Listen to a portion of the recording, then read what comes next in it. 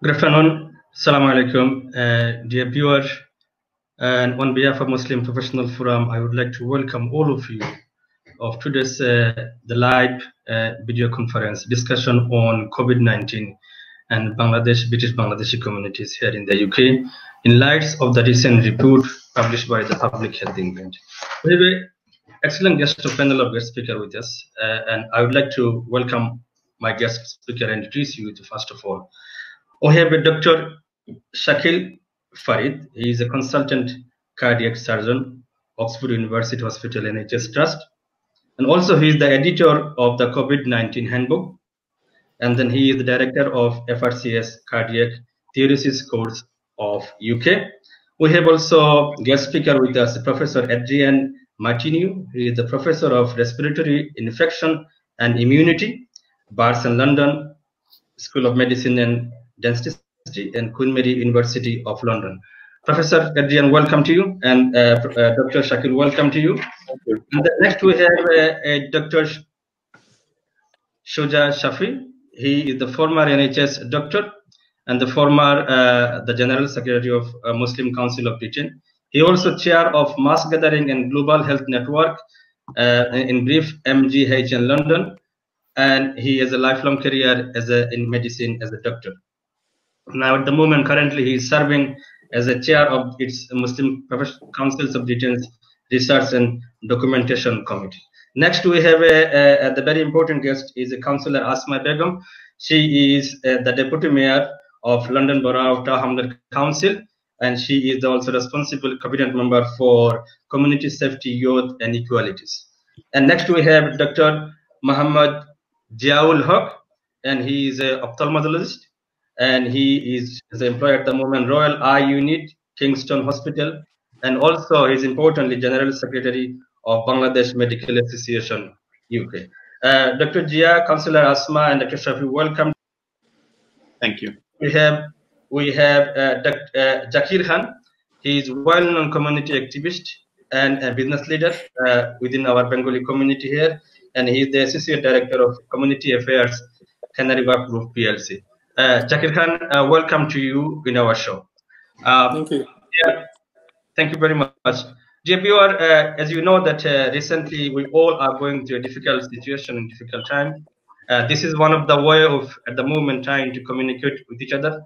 This has become the new normal, that these kinds of meetings and discussion is the only way we can interact with each other. And we are focusing in last 4 weeks from the Muslim Professional Forum and different aspects of COVID and how this is affecting our communities. And in such quick succession of 4 weeks, we're focusing today about the recent public health report published in this week, earlier this week, on disparities in the risks and outcomes of COVID-19.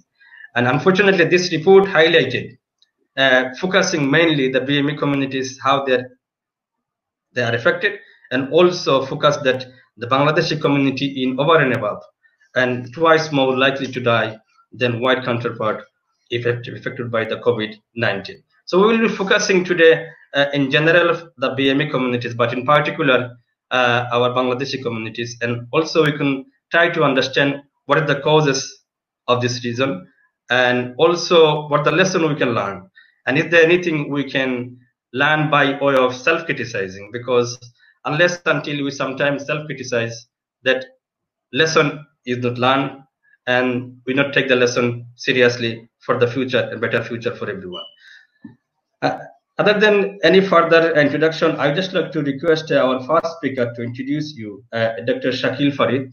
He also recently written a book or guidance, mainly the COVID-19 handbook. Dr. Shakil, over to you now. Thank you, Khaled Bhai, for inviting me here. I have seen the report, which is really worrying for all of us within the BAME community. And as you have clearly said, we have gone through a very difficult time in the last 2 to 3 months, when we lost many of our nearest and dearest ones, many who were working in the NHS, many who were not working in the NHS, outside the NHS. And it's really shocking for us. So Now, one of the important things is why the Bangladeshi community is more susceptible to problems and why the mortality is higher, why the BAME community has more problems. Now, if we step back a little bit, I'm a heart surgeon, so I will give you what my perspective is. When I do heart surgery, when I get referred a patient from Bangladeshi origin or BAME origin, a couple of things I notice. One of the things is the patients are younger. Compared to our Caucasian counterparts, I come across many patients who are in their early 40s, late 40s, early 50s, things like that. And there are some common features in those patients. Now, when you have a heart problem, it reflects a lot of things. When someone comes with a heart problem in a young age, it tells me that the patients, there's problem with the genetic makeup of the patient. They are more susceptible to some conditions. And also, a couple of things I notice is the incidence of diabetes is higher in these patients. The incidence of hypertension is higher. And many of these patients have high BMI. Now, these are all important factors. You can't change your genes, but you can work on your lifestyle. You can work on a lot of things. Now, in following heart surgery, we all know that the outcome of BAME population sometimes can be a little bit tricky. You know, sometimes they're more susceptible to complications, as you know, that they present at early stage. So the situation with COVID is no different. When we see a lot of patients of our BAME community coming with COVID, we do notice a couple of things. Many of them have high BMI, many of them have diabetes, many of them have hypertension, many of them have lifestyle problems. Like a lot of patients we have seen, they do not do regular exercise. Many of them do not do healthy eating. They don't have healthy eating habits and things like that. So these are all important things. And we can't ignore the social aspect of things. I call my parents almost every day. They're in Bangladesh. If they were in England, probably I would have seen them almost every day.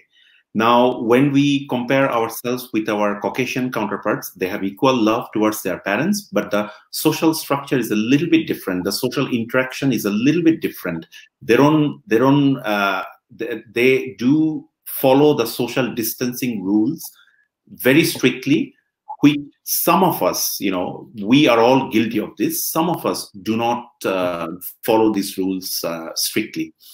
And then finally comes the geographical location of the BAME population. You will see the areas of the country which were affected most, like London, Birmingham, Manchester. There are a lot of BAME population living within that area. Now, what are the solutions? The way I break down the solutions, there are some short-term solutions, there are some long-term solutions. With regards to short-term solutions, those of us who are working in the NHS and coming from the BAME community, I think all of them should have a risk assessment, which is happening across the NHS in many hospitals. Some of the vulnerable adults, health workers have been taken off the front line, and some are being provided enhanced PPE in view of their enhanced risk of having problems following COVID. These are the short-term measures we need to take. What should we do in long term? In the long term, I think we should concentrate on losing weight, you know, having a healthy lifestyle, eating sensibly. And for this, the primary prevention is very important. That's where the education comes. A lot of us actually need this desperately, and this is where the role of the Public Health England and the primary care trusts come into place. I think these are some of the important things I can think of when I look at that report. Thank you. Well, thank you, Dr. Shakil, for your short presentation. I want to ask one question about the social distancing. You just mentioned that in some circumstances that our community is not maintaining social distancing. But yes, my understanding is that during this Ramadan, that is the very special period for the Muslim community, especially those are coming from Bangladesh and Pakistan, and in particular, the majority of the Muslim communities living in East London and Birmingham, Manchester area, though, they are maintaining social distancing strictly because mosques are now closed about 10 weeks. There is no congregational prayer. There is no community activities. And this is the biggest sacrifice Muslim communities have made. So how can I justify your comment about the Muslim community not in circumstances not maintaining social distancing? So, you are absolutely right. We made a lot of sacrifices during the Ramadan, during the Eid and those periods. But what the effect we are seeing is the effect of what we have done 6 to 8 to 10 weeks back. Now, when I spoke to many of my friends or many of my relatives, like 8 to 10 weeks back, a lot of them were not strictly following the social distancing rules. And this is really important, that we need to adhere to the strict guidelines. I mean, between ourselves, we have to be really hypercritical of ourselves, and we have to minimize the risks that we have in order to save ourselves. And I think it's really important thing to maintain that social distancing rules are very important. And I mean, I have seen when the initial government rule came out as for social distancing, many were not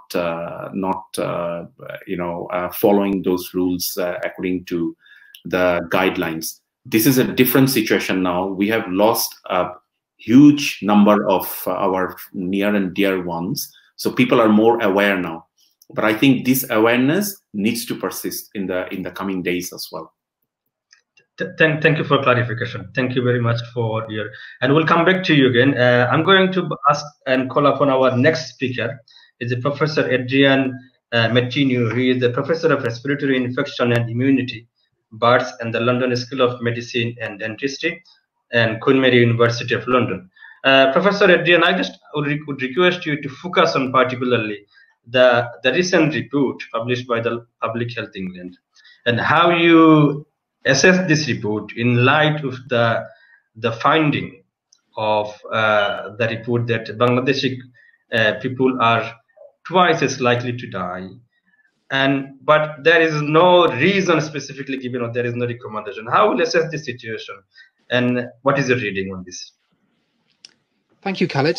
Let me just start by summarising some of the key findings in the report, which is entitled Disparities in Risk and Outcomes of COVID-19. Essentially, the report identified 5 groups that were at heightened risk of mortality from COVID-19. So these are people who have COVID-19, and they looked at the proportion of those who died of the disease. They found that the risk of death was increased in 5 different groups. First of all, those aged 80 years and more. Secondly, males compared to females. Thirdly, in people who come from more deprived backgrounds. Fourthly, among certain ethnic minority groups, and that's the focus of our discussion today. And last of all, those who are involved in the caring occupations, who obviously, many of whom have a higher risk of exposure to the disease. I think one of the key findings was that although there'd previously been a recognition that people of Black and Asian minority ethnic origin were at increased risk, what the report brought out in particular was the very high risk of the UK-Bangladeshi community, showing a 2 times risk of death compared to those of white Britons. And that's after adjustment for age, sex, deprivation, and region of residence. In terms of other ethnic groups, people of Pakistani ethnic origin had a 44% risk. People of Indian origin had a 22% increased risk. Black British people of Caribbean origin had about a 10% increased risk compared to white Britons. So it does appear that the British-Bangladeshi community is at significantly heightened risk compared to other ethnic groups. And this is a concern, and we need to find out why that is. Now, the report was useful in that it highlighted this specific ethnic disparity, but it was frustrating in the sense that it did not really help us move towards an understanding of why that excess should be. And the reason it didn't help so much was because the adjustment which it did was really for a very limited number of factors, as I've mentioned: age, sex, deprivation, and region of origin. And as Dr. Farid very clearly explained just now, there are a number of other factors which could be potentially important in mediating this excess risk of mortality that were not explored by the study. In particular, it did not adjust for people's occupation. We know that people of Bangladeshi origin work more often in the health service, for example, or work in other frontline roles. Critically, it didn't adjust for health conditions. Again, we know that both diabetes and hypertension, high blood pressure, are commoner in the Bangladeshi community than in the general population, and that these are associated with adverse risk of COVID. It didn't look at diet. It did not look at housing. It did not look at the issue, again, which Dr. Farid raised of social distancing and behavioral issues. It didn't look at lifestyle factors like exercise or smoking. It didn't look at dietary factors such as vitamin D. We know that vitamin D levels are low in many South Asian communities, that vitamin D is very important for boosting immunity to respiratory pathogens. So the report was important in that it highlighted this ethnic disparity, but it was frustrating in that it did not really provide much in the way of the explanation for the difference that was observed. And so in order to try and address this problem, my colleagues and I at Queen Mary University of London, where we work in Tower Hamlets, where I've worked for the last 18 years, we've set up a national study to try to get to the bottom of this question. The study is called Covidence UK. Anybody who's interested can visit the website, which is qmul.ac.uk/Covidence, COVIDENCE. This is a national questionnaire-based study open to anybody living in the UK aged 16 and more, which collects very detailed information about people's lifestyle, diet, behaviours, medication use, and underlying conditions, and links it to their risk of getting COVID and their risk of an adverse outcome of COVID. We're looking to recruit a total of 12,000 people. Over 7,000 have signed up so far. But I have to say that one of the issues that concerns me is that people of Asian and Black ethnic origin are underrepresented in our study at the moment. They represent about 3% of participants compared to ethnic minorities in the UK accounting for 14% of the population. So I hope to use the platform today to make people aware of this study and to encourage people of Bangladeshi, Pakistani, Indian, ethnic origin, anybody who's watching to sign up and please complete the questionnaire to help us to understand what the reasons are for the ethnic disparities in COVID risk and risk of COVID mortality, because we need to understand these as a matter of urgency in order to implement public health policies to address them. Professor Adrian, thank you very much for your wonderful presentation and very succinct and also very informative. I have two questions to you. One question in particular about the specific report. The report given the detailed reason about this disparity you already mentioned. In terms of the recommendation or conclusion, there is nothing in this report. Do you think that this report could have come up with more specific recommendation to overcome this situation? One question. Second question is to you. You just clearly mentioned that BMA community is underrepresented in your research, about 3% now. And obviously, you know the BMA community, lots of people don't use internet. They don't really feel comfortable. How you can reach out to the BMA community so they can more aware of the situation? They can come forward. What is your policy and strategy, and how you can engage the community in terms of studies? So it could be an evidence-based study and also more what we call participatory. Okay, so let me just address your first point, Khaled, which relates to whether or not the report should have made specific recommendations. I think, to be honest, the authors would have found it very difficult to make recommendations because recommendations essentially have to spring from evidence about risk factors. So if they didn't find, for example, that obesity or lack of exercise or poor diet were the risk factors that were explaining the ethnic disparity, they would not have the evidence to make recommendations regarding those things. Essentially, this was a report which took a photograph and was an observation about a difference in ethnic risk. But because it didn't dig down and find out the reasons, the authors were not able to make meaningful recommendations because the report simply doesn't address what the reasons for the observed difference are. So hopefully with our study, by trying to get to the bottom of those reasons, that will allow us to make recommendations. We can say, for example, look, it's to do with housing, so we need to make efforts to improve people's housing, or it's to do with diet, or it's to do with not having enough exercise, or controlling diabetes or asthma in a better way. These are all very practical things that we can find out if we collect the detailed information. But Public Health England didn't have that information available to them, and that's why we're trying to collect that. To address your second point, you raise a very important question about our study reaching the people who are most at risk of the disease, and I acknowledge that not just actually in the in Asian communities, but throughout the UK, in regions where there's less resource and where people are more deprived, they're at higher risk of COVID, and they have less access to the internet. It's a problem. We did try to address the problem by thinking of a paper-based study, but unfortunately, the volume of information that we require does not lend itself to a paper-based questionnaire. When our online questionnaire is printed out in full, it runs to 167 pages of A4 paper. This is not something that we can offer to someone. The reason it runs so long is because when somebody answers yes to a question, there are then a load of other supplementary questions. So if you want to know to a question, you can actually complete the online questionnaire in 15, 20 minutes.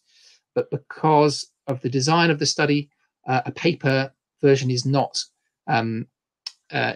practical, unfortunately. So we are stuck with an internet-based design. We have had a lot of input from people of diverse communities, diverse ages, or backgrounds commenting on the questionnaire and allow us to design it in a way that makes the wording absolutely crystal clear.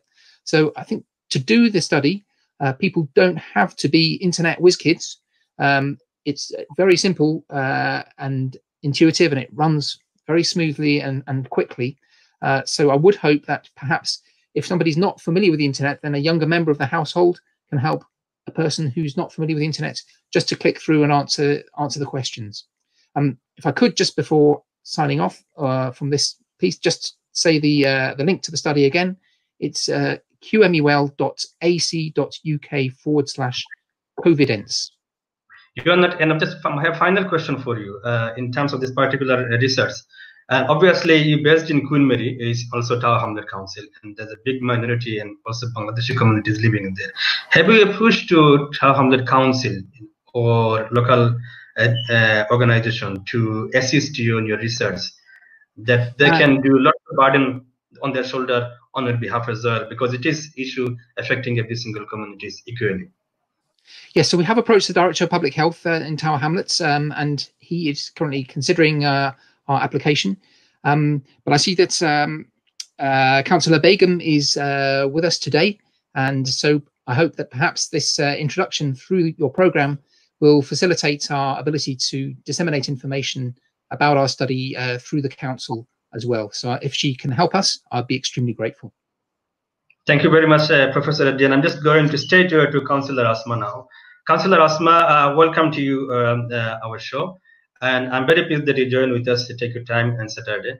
You are in a very important position in Tower Hamlet Council as a Deputy Mayor, and also the issue we're discussing mainly community safety, youth, and also equalities. You heard what Professor Adrian started, and just finish with as a question to you. I'm asking the same question to you. How you, as an authority, local authority, addressing this issue as find out by the public health report? And also second thing is I want to just highlight to you, expect to you that how you as a community, because sometimes we need to self-criticize to find a better solution as well. As myself as well, and also proud to be a Bangladeshi, British-Bangladeshi, and obviously you as well. How you can improve our situation, how we can change our cultural dynamics, how we can change our health dynamics as well by doing some activities that is recommended by the health professional. Over to you now, Councillor. Thank you very much, Khaled Bhai. So, Assalamu alaikum, and thank you very much for inviting me to take part in this discussion. But also, there'll be many of these discussions. I'm glad that Dr. Adrian just spoke about Queen Mary and some of the work that he has been doing in Queen Mary. I know personally, about 3-4 weeks ago, one of the things that we first and foremost did is looked at how we can commission out a piece of work to look at the impact of COVID-19 in Tower Hamlets. And we looked at Queen Mary, and I believe that I also have another meeting actually on Monday with Queen Mary to look at the data that they've currently collected, so which is separate from the Public Health England report, but it looks at a local level. So thank you very much, Dr. Adrian, for saying that. It kind of gave me a springboard to speak about it as well. And I think the other thing, so obviously being mindful that I don't repeat what both of our previous speakers have spoken about the report. I think when I read the report, you know, I don't need to be an elected member. You just need to be a person within the community to understand what the report has actually said. It said things that we already know. You know, we already know that type 2 diabetes is very common within our Bangladeshi community. We spoke about blood pressure. You know, again, it's highlighted within the report. But again, we know this. We know that housing and health inequalities are an issue, as well as employment.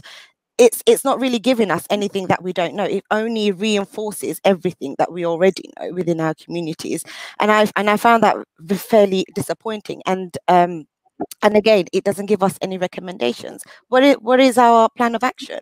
You know, things like this is something that I was looking out for within this particular report, but it didn't give us any sense of that. And I'm really, really pleased that within Tower Hamlets, we have places like Queen Mary, and we have other organizations as well that we were able to kind of go to prior to all of this being published and say, well, actually, we already know what the problems are, but how do we get a detail of it? How do we now look at thinking about how we can tackle these issues? Because these issues have been around not since the outbreak. You know, these issues have been around for a very, very long time, and people have been trying to tackle it. Leaders within our community have been trying to tackle it. So if I pick on diabetes, for instance, in Tower Hamlets, diabetes, we know within the Bangladeshi community it's high. And I can say this from my previous profession as an NHS nurse, where I've seen this quite a bit. So I know that diabetes is high, but one of the things that we have done is work closely with our primary care sector, as well as the CCD, the clinical commissioning groups, as well as our with the NHS, to find better ways of managing and tackling diabetes. And as obviously the doctors have alluded to, it's about the way of life, you know, whether you're doing exercise, what are you eating? A lot of it's about being Bangladeshi. I'm a mum, you know, I cook, I eat. I've inherited a lot of things from my family. Genetics is another thing that I've inherited from my family as well. So one of our lifestyle, our diet is quite important, and being educated in that. Exercise, you know, how are we exercising? Is this something that we find an important thing to do, or is it a necessary thing that we need to do? So there is many things, and I could go on and about this particular agenda. But if I come back to the Public Health England report, again, it is quite disappointing for me. It's not giving me anything that I can take away from it. It's just reinforced everything that we already know. And you, like I said, you just have to live within our community to understand that. You just have to be a British-Bangladeshi, or just a Bangladeshi, or a BAME person to know that this is something that we already know. And we need to find better ways of how we might look into working collectively and how we tackle this. I guess the only thing that I would say is that this has reinforced the fact that something needs to happen. And given the fact that it's got the limelight, I'm pleased that it's got the limelight, so that more people would now give it attention and understand that things need to change quite radically. All right, thank you very much for your presentation. I just to ask one thing. You already covered in our lifestyle, and as a local authority, and obviously you have as a responsibility as a local authority under localism. I myself as a councillor, I know about this, the responsible local authority have, and also in terms of the report highlighted. So in terms of the changing attitude of lifestyle and exercise, what are the action, if you have anything, you just thinking of from your department to implement in the local authority by as a local authority mechanism, and also community organization? Because my understanding is that Tower Hamlet, Newham, or Redbridge, where I am representing as a councillor as a local authority, we have lots of community organization as a viable community organization. So how are you reaching out to this, and also how to implement this recommendation and understanding you have, and I think so commonly we all have? So there's many things as councils, like you've mentioned, there are many policy changes that we can make, and we have been doing that in terms of cycling and walking and getting people more proactive and fit and encouraging them and making areas nicer and better for people to kind of walk and cycle. Walking and cycling is a form of exercise. You know, instead of driving somewhere, if you walk and cycle now, if we can make it easier for people to walk and cycle, people would opt to do that. And this is something that we in our council, and I could talk about Tower Hamlets here, that we are looking into and we are currently doing. So we've got these programs called Livable Streets, for instance, you know, looking at a particular area, looking at possible ways of making it easier for people to walk and cycle. Like I said, I'm a parent. So when I was a mother with a buggy, it was very difficult to take my child through small, narrow pavements. So if it was made easier for me to take my child in a buggy to wherever it is that I wanted to go, you know, it would encourage people like us to continue on walking and cycling. So there are those stuff, but there's also other things like healthy life schemes that we do. Schools play a very important role. You know, I want to also deviate a little bit from your question, brother, because I also want to talk about social distancing. You know, I know the first speaker spoke about social distancing and how important it was when it came into play as soon as the lockdown happened. You know, what's happening now, there is all these mixed messages. The report tells us one thing around our BAME communities, the Bangladeshi community in particular, and then we're talking about social distances while schools are being opened, as well as, you know, you've got people in leadership positions that are not also adhering to it. So it is also mixed messaging and making sure that our communications within our community is correct, you know, using the right method. So you've also alluded to barriers, for instance, internet, doing applications or surveys on the internet, making sure that, you know, we can be as open as possible and understanding people's barriers, especially within our Bangladeshi community. But I will also touch on the Somali community, who I do a lot of work with within the Somali community. And again, they have a whole host of other barriers, and it's making sure that we make it accessible and available for them to take part in it and also raise their awareness, so that we can kind of tackle it. But like I said, it's about mainly around communications, different methods of communicating, although currently we've all kind of just currently gone online given the COVID outbreak. Well, I think I have a final question to you. It might be a bit controversial, but I think so as a community member, as a responsible person we're talking about, and member of civil society, there is sometimes the discussion going on within our community that BME community, especially Bangladesh community, with large families, they're also putting pressure on housing stocks and everything. And in terms of this as an issue, obviously everyone has a responsibility, has a right to have their bring out the family and maintain family and then form a family. And how do you see as a council perspective? And do you see any cultural issue in here and there need to be done something that can be help everyone? So I go back to what I've actually said. This report hasn't really flagged up anything that we don't know. You know, as an elected member, I've already known this. You as an elected member, you would know as part of your manifesto pledges, I would assume that you would always talk about house build. You would always talk about poverty. You will always speak about air quality, for instance. All of these things are important things that we're always speaking about within our council. Within my community, my borough, if I speak about my borough, I can tell you that there is intergenerational families, because that is something that, you know, within our culture, within our society is norm. So as soon as the outbreak happened, we already knew that this is going to be an issue for us, and it raised red flags for us. You know, one of the things that we've been trying to do is tackling the housing market is by making sure that we're building as many council homes as we possibly can. It's just not happening fast enough. We've pledged to build over 2,000 houses in Tower Hamlets, and we are on our route to fulfilling that. Well, thank you very much. I think so. I give you lots of hard questions. Hopefully, come back to you later on again. And I'm going to stay to our next speaker, who is Shakil Khan. He is well known within our community, and also Associate Director of Community Affairs Canary Wharf Group in PLC, also based in Tower Hamlet. And Zakir Bhai, we all know about the situation, what is offered discussed now. And we have a very privileged position, but also, and I will say, very challenging position as well, because you are representing organization. But right next to you, there is a deprivation there. What action Canary Wharf can take, a group take, to improve the situation in terms of the employment, in terms of the addressing the issue of inequality in this local authority as a way of corporate responsibility?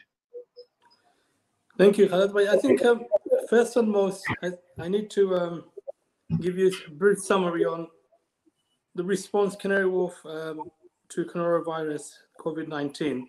First of all, the health and safety of those that work and visit and live in Canary Wharf is a paramount of importance to us. So we're making sure that that the place, the Canary Wharf state, is one, safe, it's clean, social distancing.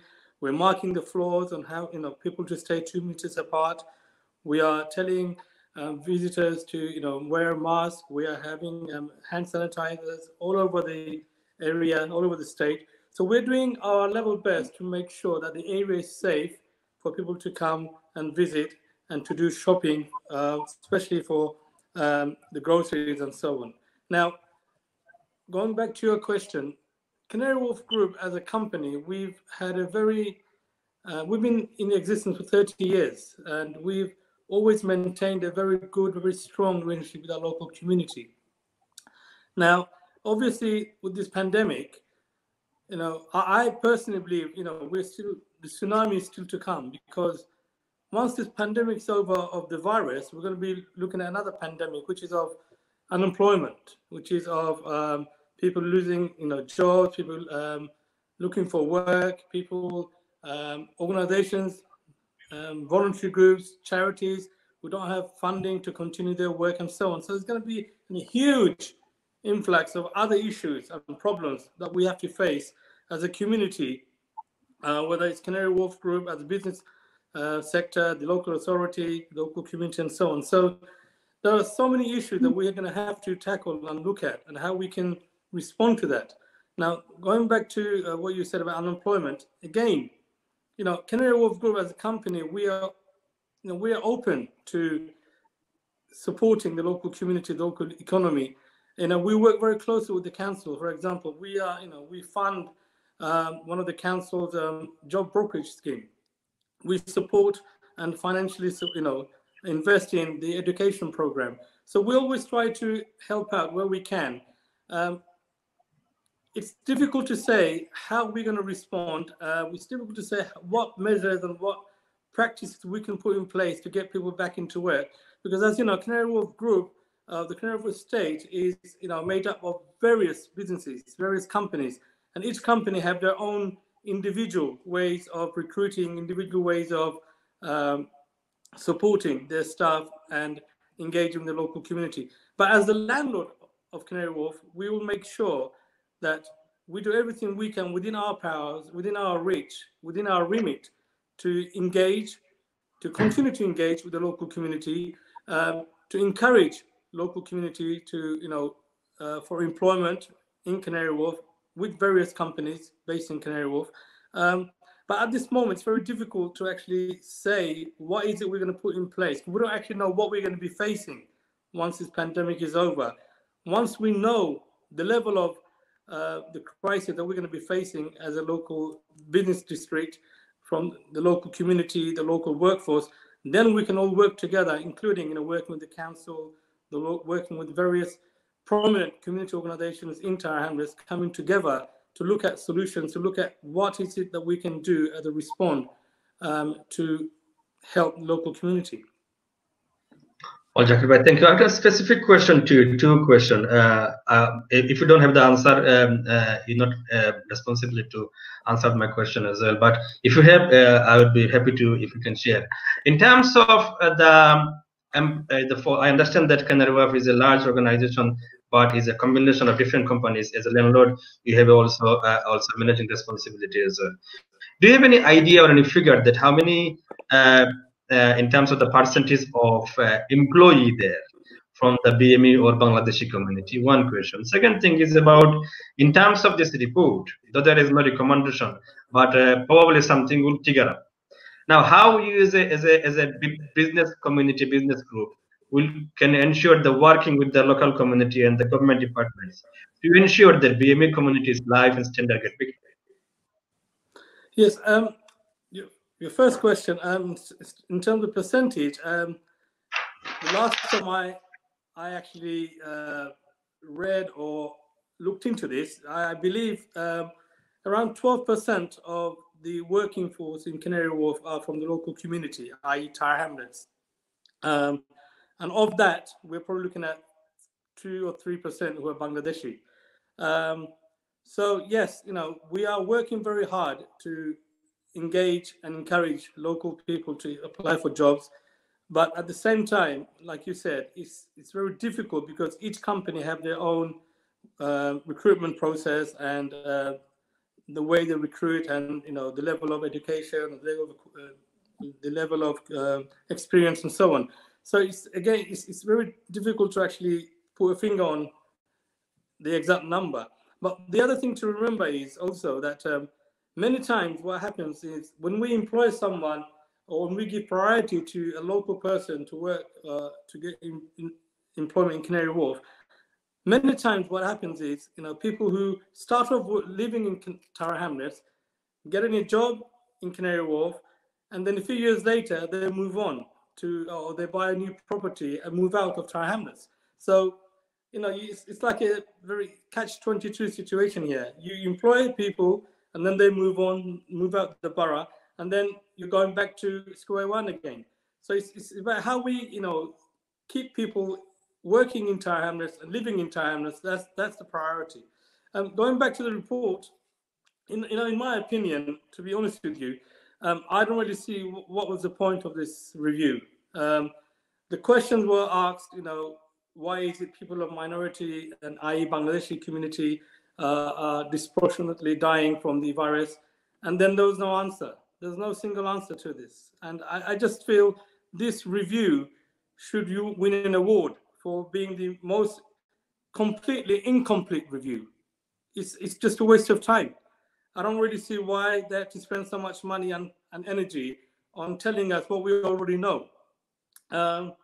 So again, Canary Wharf, there's only so much we can do as a company. We have to work in partnership with the local authority, the local community, other bodies who are working with issues to tackle deprivation, to tackle unemployment, and so on. So we have to work together collectively to resolve this problem. I don't think Canary Wharf on its own will be in a position to solve any of the issues. Of course, when it comes to unemployment, when it comes to employment, we can play a big part.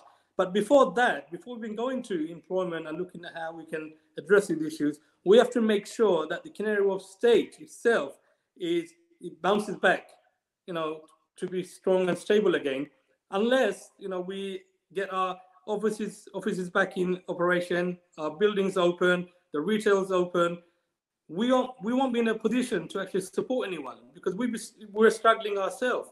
So we need to make sure that we are ready, and the workforce and the state is ready to do business again, open for business again. Then we'll be in a position to look at how we can support the local community. Well, Zakir Bhai, thank you. To make a comment, hopefully you don't mind about if I make. You say about 12% and only 3% in Bangladeshi community. And my understanding, observation is this percentage is very tiny and very minor percentage in terms of the employment force or workforce in Canary Wharf. I think so. My understanding is even though there is lots of deprivation, and I used to live in Tower Hamlet about 16 years ago, I think so.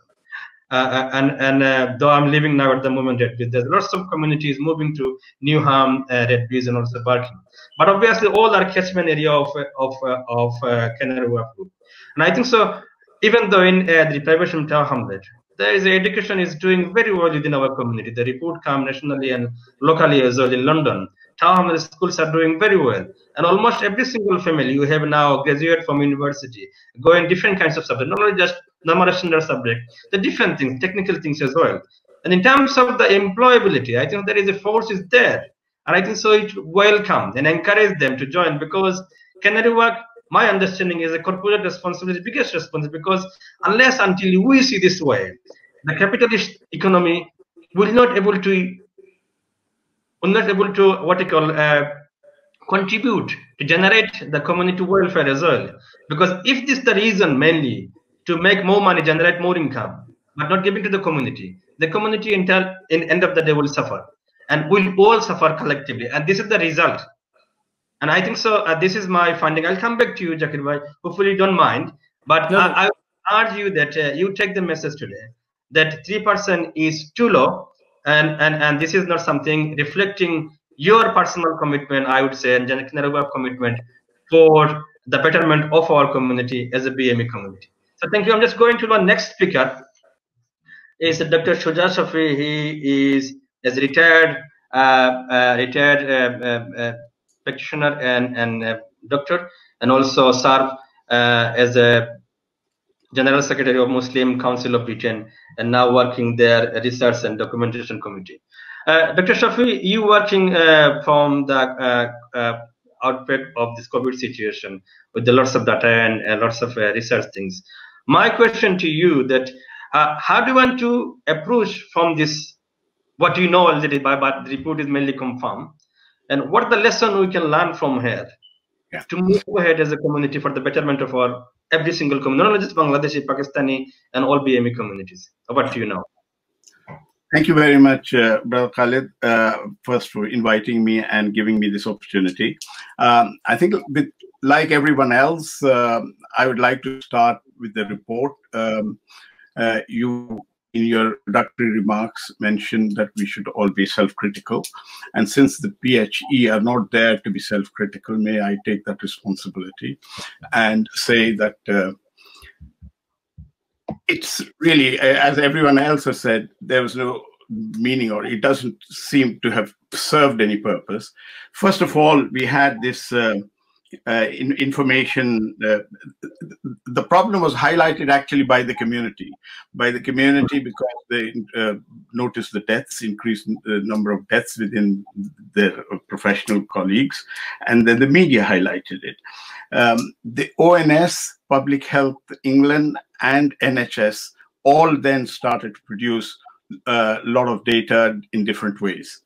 That data is now in the public domain, and we, as the REDOC, Research and Documentation Committee of the Muslim Council of Britain, have been looking at these data, all these sources, and have been able to come to the conclusions that which is obviously obvious, and also what the reports indicated. So very, very surprising, so disappointing that there are no recommendations. I can understand they can't be very specific, definitive recommendations, but there could have been some sort of interim recommendations, if at all, and that's a bit disappointing. Now, what can the community do? What lessons have we learned? The lessons we have learned is that the public health should really have systems to connect with the public. And I think that has been lacking, and that is a general aspect of our activities, that this does not happen. And here is an opportunity. The community response has been, I think, this time I would defend and say it's been as good as can be expected. People have talked about social distancing, and Councillor Asma very rightly mentioned about mixed messages, and there have been mixed messages in other areas as well. I think the community, especially from a faith perspective, have been very proactive in participating and contributing in this saga. And that is because I think you would know that they were more proactive, and even before the government suggested suspension of faith congregations, they recommended that. And I think we need to commend them for that. And it's all faith communities who did it. And then in terms of social distancing and other infection control aspects, which has been my main area of work, again, the community has responded very well, and they have used the faith perspective of infection control, which is very imbibed in the faiths, to recommend and to practice it. So I think that has been done as well. What I think we need to do is say, what needs to be done going forward? And I think we should look at it from two perspectives. One is the providers, which is local authorities, health care professionals, and what can the community do?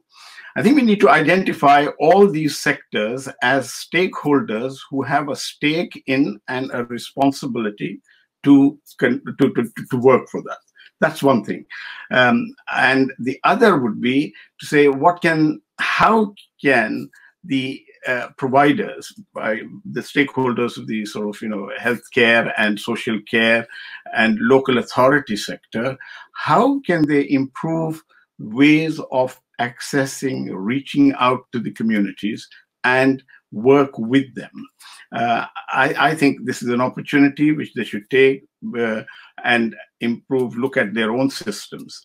I was interested I'd heard about, and I'm aware of, when I was interested in Professor Martineau's project, excellent project. And I think this is a very good example of, and he mentioned very rightly, not surprisingly, that there's a lack of participation from the ethnic communities. I think this is where we need to make sure, how can we then rectify the deficiency? And for that, we need to find ways. One of them would be to identify people who can go around and do a very structured survey. If they don't come, maybe we should go out to them, and maybe the local authority, the public health department of the local authority, the health scrutiny panel could all find ways of how this can be achieved. And there are so many other things we could do. And I would say, again, the general practice is another source. I think we need a little bit of lateral thinking, a way of finding out how we can get this information. And also, we've known all these inequalities, which are the cause of, which exacerbate this death rate. We need to then, what have we done so far? What is it? These are all recognized, well publicized as social determinants of ill health. And those with ill health are the ones who become victims of it. So we should really be, in terms of self-criticism, we should be really asking the question, why have we still got these inequalities, and what needs to be done, and what can we do? And if we take that as our issue and see how we can have a multi-stakeholder discussion group and take things forward, that would be a positive outcome of this unfortunate incident. That I'll leave it at that, and I would therefore suggest that the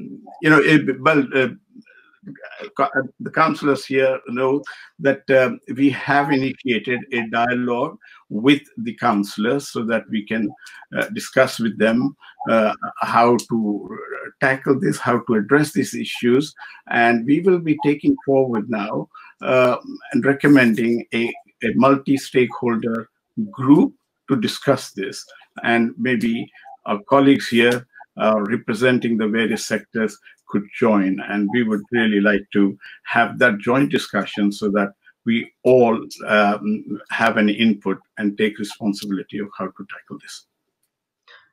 Thank you, Dr. Shuja, for your presentation. I just want one question to you. You highlighted on your presentation about Professor Adrian's research project, and obviously you also acknowledge that the BME participation is comparatively low, and also Bangladeshi community and Muslim communities as well.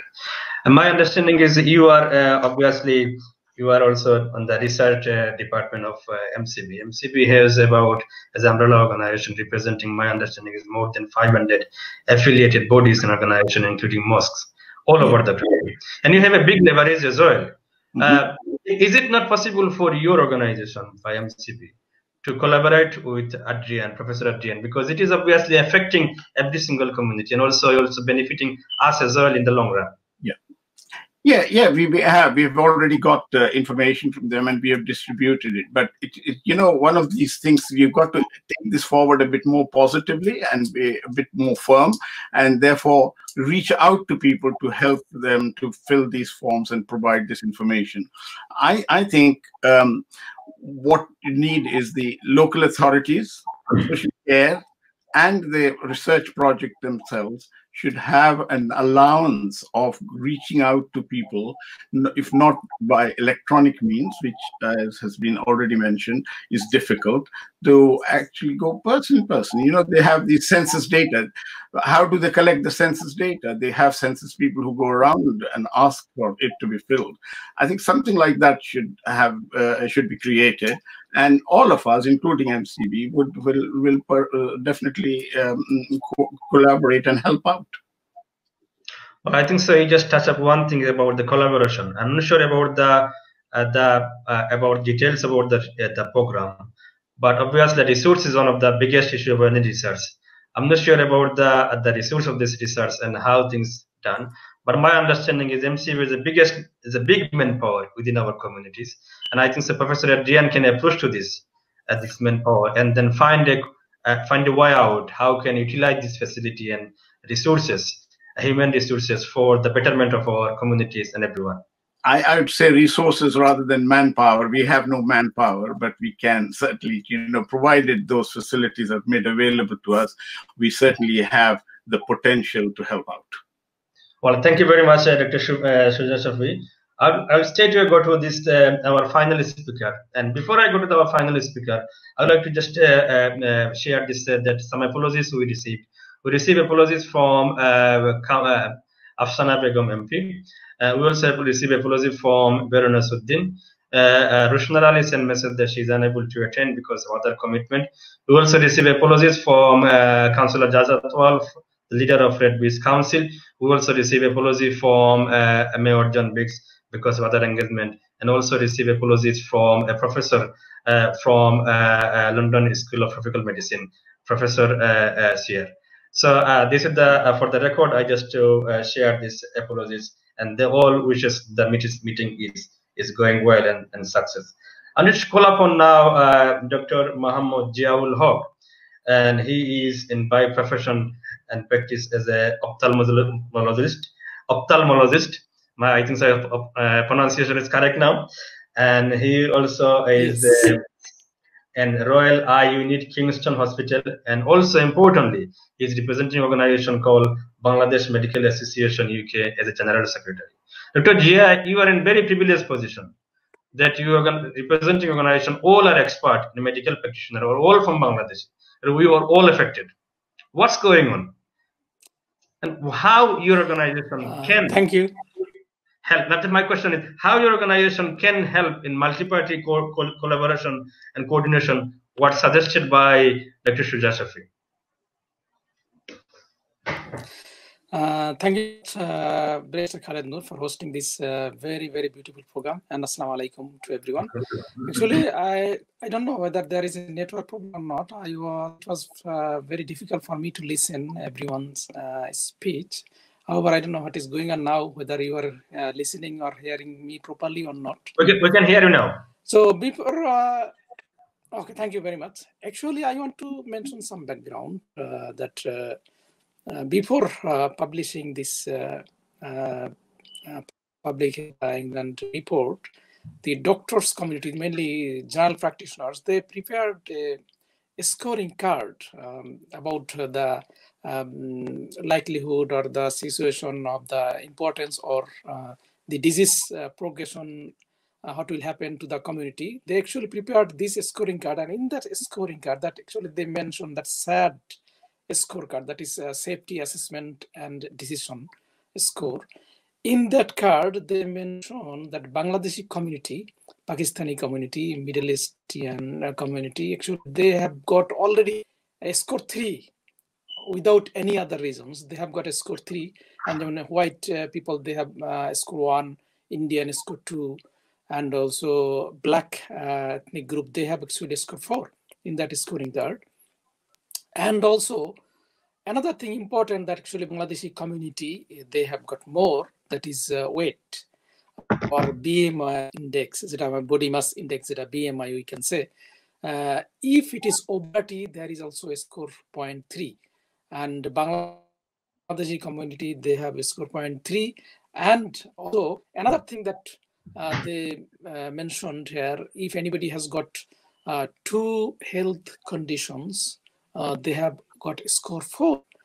And Bangladeshi community people, they have got not only 1, most of them have 1, 2, 3, 4 health issues like diabetes, high blood pressure, respiratory problem.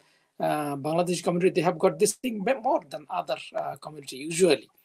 And also another thing that is more interesting, the before COVID-19 situation, the mortality rate, all cause mortality rate actually was low for Bangladeshi or Asian community. But now, because of this COVID situation, this all-cause death rate also increased along with the other things. And we know that Public Health England, they reported the Bangladeshi community say we have got double risk than the other community.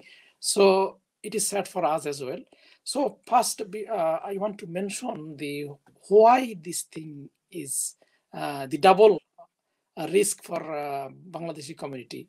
One thing is that you know that lots of Tower Hamlets people are here, so politicals and other people there as well to do with us.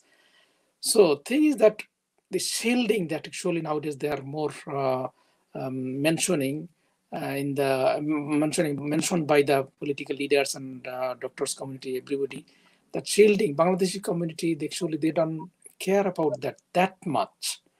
They go out socializing, they are doing too much socializing, and also they are not following the health issues that much that they should do. That's why the rate is higher for them as well. Another important issue that body mass index and exercise, that come very related, but not most of but many people in Tower Hamlets and Bangladeshi community, they are living in flats. They are not going out that much, and also the lockdown situation, they are staying at home and working less at home. So that is another issue, that exercise, they are not doing that much exercise while they are staying at flat. They don't go that much out. Dr. Jia, not in the garden, or they go down. Dr. Jia, just sorry. We already discussed about this matter, and we are all on agreement. And my question was to you about the organization you're representing, how you can help from your organization and the member get involved with the multiple. Actually, as I am mentioning this thing, how we can do that. First, by our organization, we can make awareness to the people about these situations. And we have a plan that from not this week, from next Sunday, we are starting a program on TV about this COVID-19 situation and health awareness issue. We are starting every Sunday, one thing. And also we are planning to do some program just using the social media, that how can we aware the Bangladeshi community to keep themselves fit and keep themselves away from this type of activities that actually we are doing at the moment, the socializing. We should use low socializing thing, this thing. And also another issue, that the Bangladeshi community, we know that they are not going to sunlight that much. And also when they go sunlight, usually ladies, they cover their bodies. That is also for a religious issue. But if they take vitamin D, that is important thing. This vitamin D is very important for prevention and also for treatment as well, according to the statistics and the report that we have found. It is important for preventing and treating the COVID-19 situation. So if they take vitamin D, regularly, and also they can use they can do sunbathing regularly at home when they get sunlight. That is important. So we should aware the community about this thing as well, and also throughout our organization, Bangladesh Medical Association, we'll think about publishing some facts and to distribute the community so that they know what actually going on. Although many people in Bangladeshi community, you know that the news, most of the BBC news and other mainstream news in English, many people, they are not that much that aware of these English things. So if we can publish in Bengali and Bengali literature or other things in this way, and also Bangladeshi community TV channels, if they focus on this thing awareness, then Bangladeshi community will be more aware of this thing. So I am planning this thing, and I would like to request all the community, Bangladeshi community TV people, if they focus more, although they are doing nowadays more than before, but it should come forward focusing more of this thing, then it will be more helpful for the Bangladeshi community as well. Thank you, Dr. Jia, for your presentation. It's very helpful. And one thing I just come out from you that your organization will be publishing some materials, distributing the community, and it will be in Bengali, because obviously unless until the community able to communicate, read this message, there is no point to produce this message. It's very helpful. I think so will be helping all us and all our community. We just come to our conclusion of our presentation from our guest speaker. I'll just go back from the beginning with Dr. Shakil for his final comment, and I will take comment from every single guest now 1 minute before we wrap up this session. So Dr. Shakil Farid, you heard the different perspective discussion. Is over to your final comment, and you have 1 minute. Thank you. Thank you very much for giving me this opportunity. I think going forward, we need to work on the things that we have talked about. We need more action now, less meetings and stuff like that. We need to make the community aware of the importance of a healthy lifestyle, how to minimize their risk of having lots of complications, like reducing BMI, working on their fitness level, healthy lifestyle, all these things. And all of us can play a very important role in this. Thank you. Thank you, Dr. Shakil. I'm just going to now Professor Adrian. Professor Adrian, welcome you again, back to you again in discussion. And I try my best to put your research project to almost all our guest speakers. And my understanding is that we all are willing to help you. And in terms of my perspective as a Muslim Professional Forum, we are not big organization, but we have a network. And I can promise you that we will take our network and our platform to publicize the activities and research project you undertaken. Obviously, after the off-air, we will talk more about these things, how we can do about this, and to ensure that reach out to different level of our communities. Now, it is over to your final comment after all this discussion from different angle. Thank you, Khaled. First of all, I want to say thank you to you and your colleagues at the Muslim Professional Forum for the opportunity to be on the discussion today and for your offer to help us to reach out. I really would like to underline what Dr. Farid said about the importance of optimizing people's healthy living, their diet, body mass index, control of diabetes and airway disease. These are things which it's common sense to correct and which very likely will reduce risk of COVID. The only thing that I would add is that there do seem to be unknowns here. In studies which are more rigorous than the Public Health England study, where people have adjusted for more of the potential, what we call confounders or explanations of risk factors that are associated with different ethnic origin, there's still been a gap of knowledge about why people from different ethnic origin have different outcomes. And I think, so in addition to doing the sensible things, that we can do without generating further research, doing some more research is important to try to get to the bottom of things. So I do hope that people will find out more about our study, qmul.ac.uk/Covidence, because I think this is a simple way to try and get the very detailed information we need to provide evidence for an evidence-based public health strategy to combat COVID. Thank you, Professor Adrian. Now I'm going to state you to Councillor Asma Begum. Councillor Asma, please, your final thought.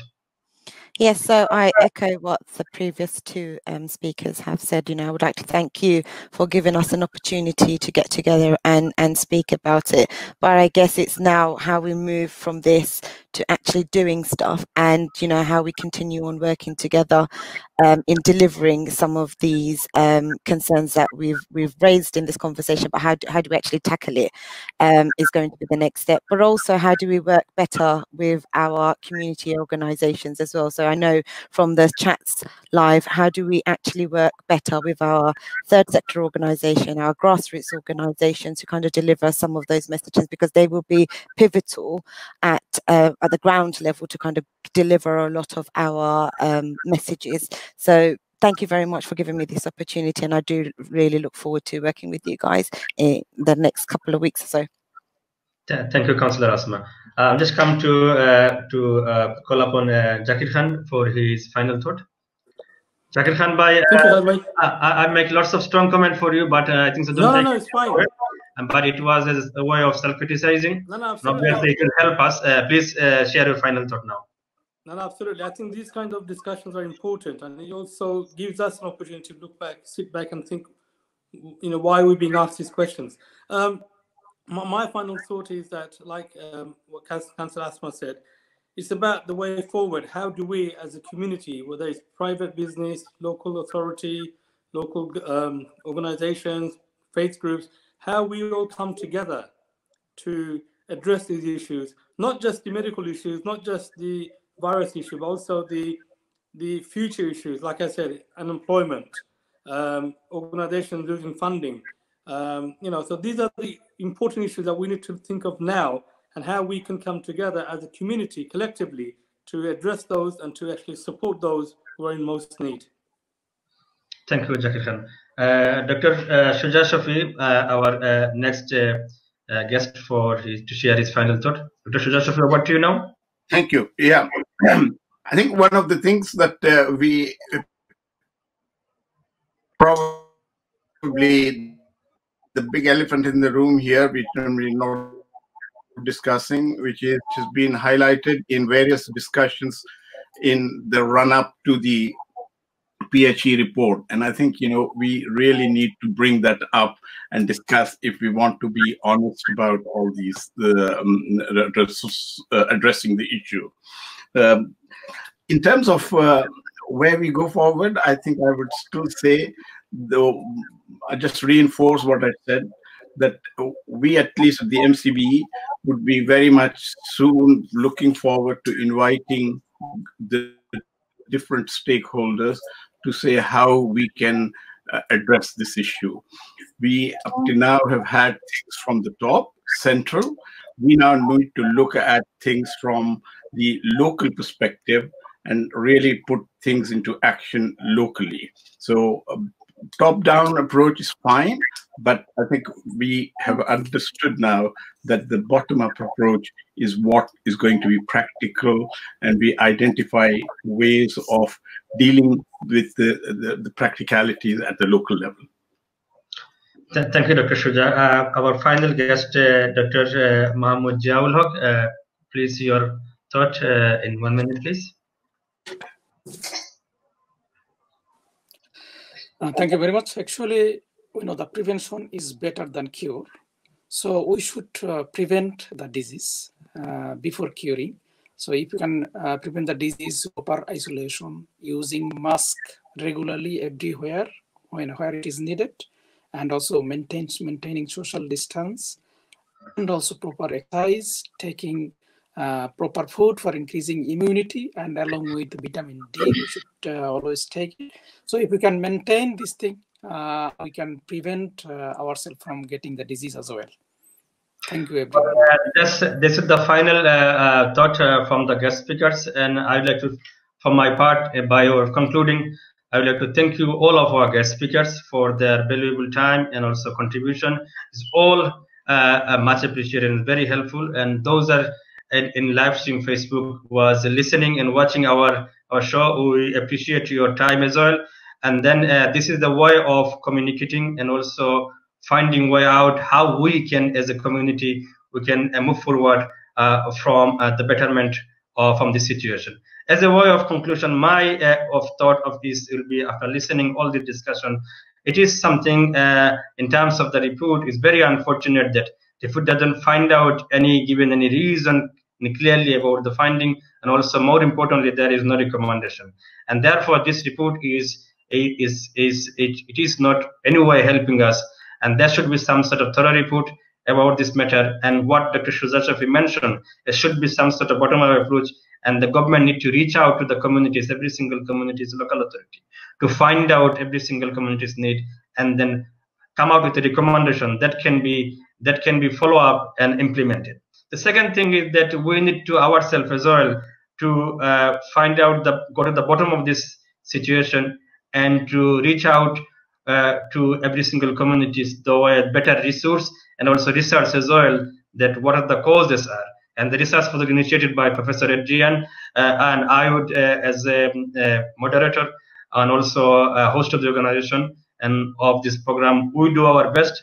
And my understanding that all of you, those are joined with us, including Hamlet Council and MCB, and I would ask and recommend and urge you that we all need to support this research project, so that we can find out and better prepared and better resourced to understand at least what is the causes of this problem. And the final thing is that, as a way of self-criticizing, I think so we need to think about ourselves as well as a community. We need to see our cultural trend, we need to see our health pattern, we need to see our eating habit, and also we need to learn the lesson that, yes, all these things we know what is just discussing now.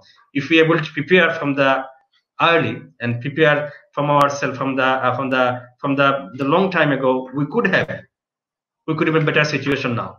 But we learn the lesson now, and then we need to change ourselves as well, to think and reflect our standing in the community for the betterment of our community and everyone. And thank you very much for listening. And I would like to say thank you finally to all of our guests, and hope to see you next time. Allah Hafiz. Good evening, good afternoon. Thank you very much.